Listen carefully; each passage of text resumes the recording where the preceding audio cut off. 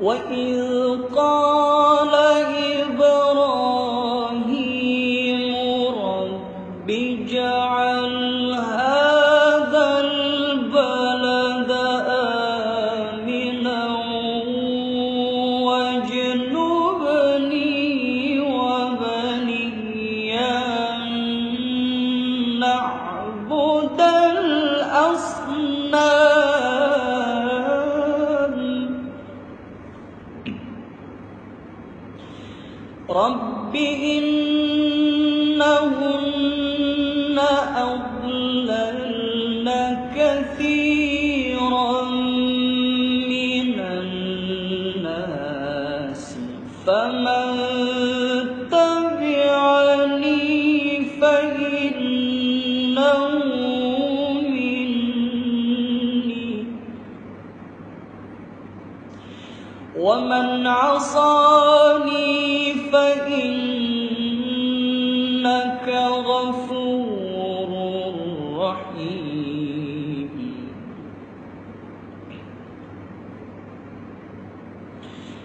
ربنا إني أسكنت من ذريتي بواد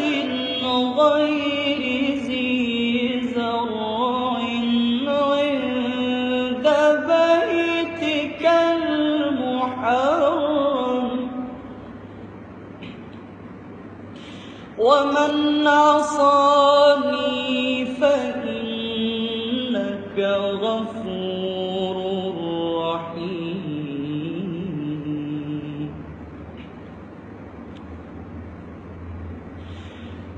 ربنا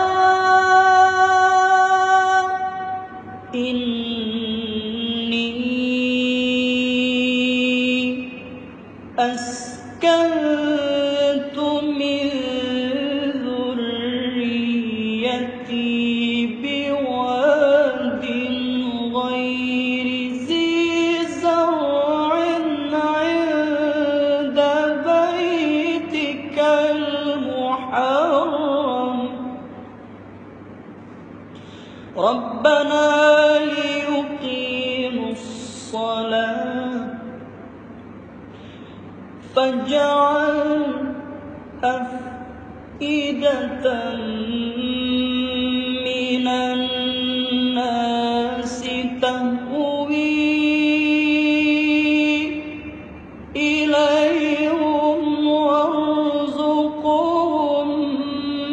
من الثمرات